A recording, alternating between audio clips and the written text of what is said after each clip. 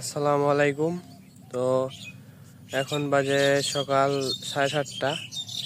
তো আমি চলে আসছি আমার সেই বিলের বিলের মান্দার কাছারে ঘাস কাটার জন্য।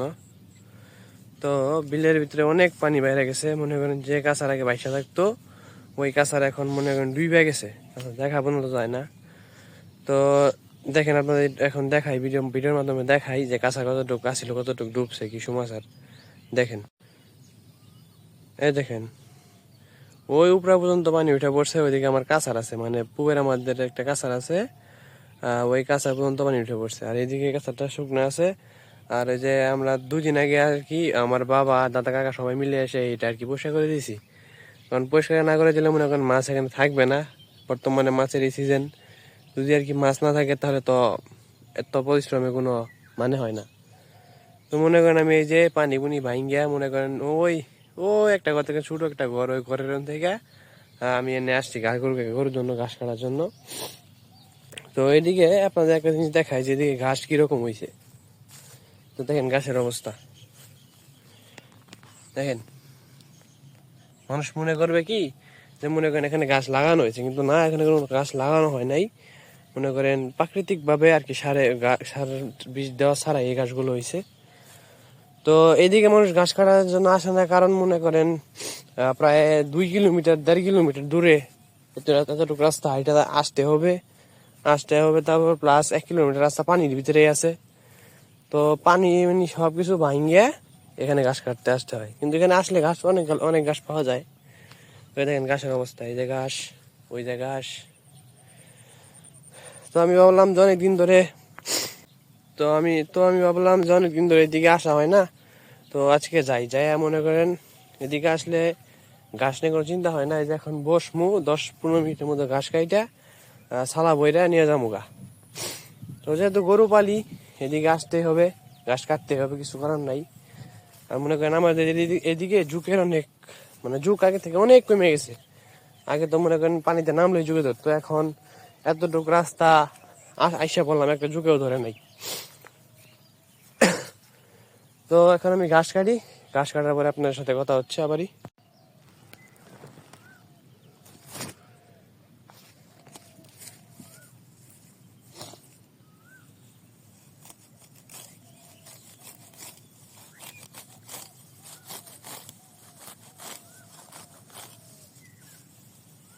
তো মনে করেন এই ঘাসগুলো গরু খায়, অনেক সুন্দর, ছাগলেও খায়।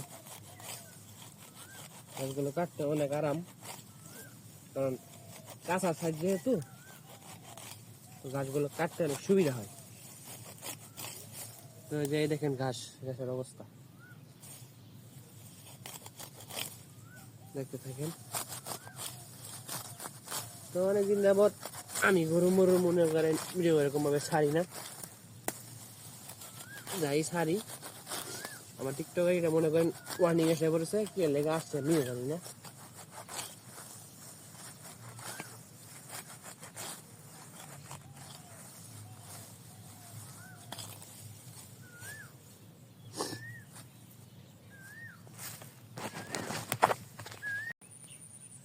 আলহামদুলিল্লাহ। তো দেখেন এই যে এই অল্পটুক জায়গা, এই যে এখান থেকে শুরু করে এই যে ওই পর্যন্ত এইটুকু জায়গার ভিতরে দেখেন আমার 1 বস্তা ঘাস মিল হয়ে গেছে।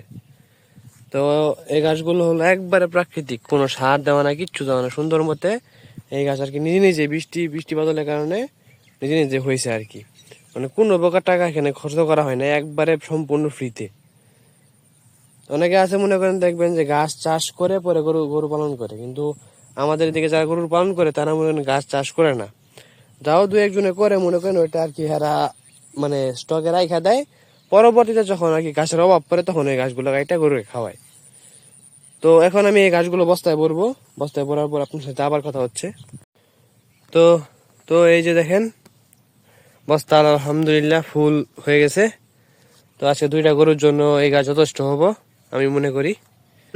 তো এখন একটা কথা, এখন অনেকে বলতে পারেন যে ভাই আপনার হয়তো জমি নাই, এই জন্য আপনি গাছ চাষ করতে পারেন না, আর সেই জন্য আপনি এত দূরে এসে ঘাস কাটেন। ভাই, আমরা হলাম গ্রামের মানুষ, মনে করেন আমরা যতটুকু পারি ততটুকু সঞ্চয় করার চিন্তা ভাবনা করি, কিভাবে একটা ব্যবসা থেকে ছোটখাটো ব্যবসা হোক বড় ব্যবসা হোক কিভাবে ওটা থেকে খরচ কমানো যায়। যদি আমি খরচটা কমাতে পারি তাহলে মনে করেন আমার থেকে লাভ আসার সম্ভাবনা অনেক বেশি। তাই আমরা এত দূরে আসি ঘাস কাটার জন্য। আমাদের জমি আছে ঠিক আছে, কিন্তু আমরা গাছ লাগাই না, গাছ লাগাবো অল্প করে। আর যখন দেখবো যে আমার গাছের সংকট আছে তখন আমি এই গাছগুলো লাগাবো। তো এখন আমি মানে এই পানি মুড়ি ভাঙিয়ে বাড়ির দিক যাবো। তো ওই পারে যাই আপনার সাথে পরে আবার কথা হবে, থাকেন। তো আলহামদুলিল্লাহ প্রায় 1.5 কিলোমিটারের মতো রাস্তা পানির ভিতরে নামে হাইটে আইসা পড়ছি। মনে করেন পানি হলো, এই দেখেন যে ভিজে গেছে, এই যে এই পর্যন্ত হলো পানি, কোমর পর্যন্ত, কোমরের উপরে হলো পানি। তো এতটুকু রাস্তা আমাদের প্রতিদিন হাইটে যাইতে হয়, ঘাস কাটতে নিয়ে যেতে হয়। তো দেখেন আমি কত দূরের থেকে আর কি আসছি, আমি জুম করতেছি দেখেন। ওই দেখছেন ওই যে ওই গাছগুলোর পিছে আর একটু বড় বড় গাছ দেখা যাচ্ছে, ওই যে ওই জায়গা থেকে আমি এতটুকু রাস্তা পানির ভিতরে হাইটে আসছি। প্যান না পরে গেলে তো মনে করেন অবস্থা খারাপ হয়ে যায়। তো সকালে ভালো থাকবেন, আমার জন্য দোয়া করবেন, আমি যাতে অনেক বড় কিছু করতে পারি। তো আজকের ভিডিওটা এই পর্যন্তই, সবাই ভালো থাকবেন। আসসালামু আলাইকুম।